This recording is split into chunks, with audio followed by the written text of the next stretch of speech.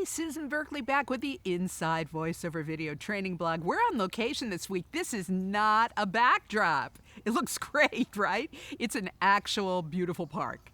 And so I'm here socially distanced from my cameraman.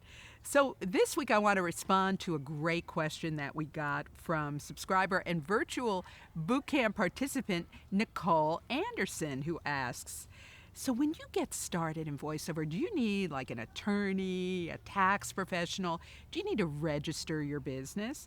Well, it's a good question. It seems like you might need to do that, but the answer is no. Save yourself some money. You do not need to do any of those things. It's an extra expense, so why worry about it now? You do not need to incorporate to get started in voiceover.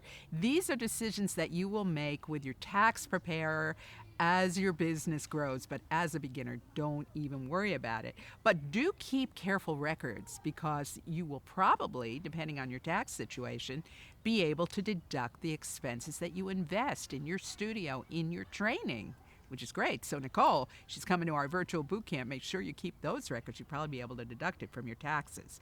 So look, I want to talk to you about something because this is a detail, and I get this question a lot. Beginners in voiceover, you're nervous. It's something new, I understand. They're worried about the details. But I want to say to you that you should start with the big picture, which is getting work. Focus on getting your first customer. Put all your energy into that. Don't worry about the little details. You'll figure them out later. But Nicole's smart. She's coming to the boot camp where we have a heavy focus on marketing your services. So she's going to get all her questions answered about how to get started in this business. I'm Susan Berkley. See you next week with more Inside Voiceover.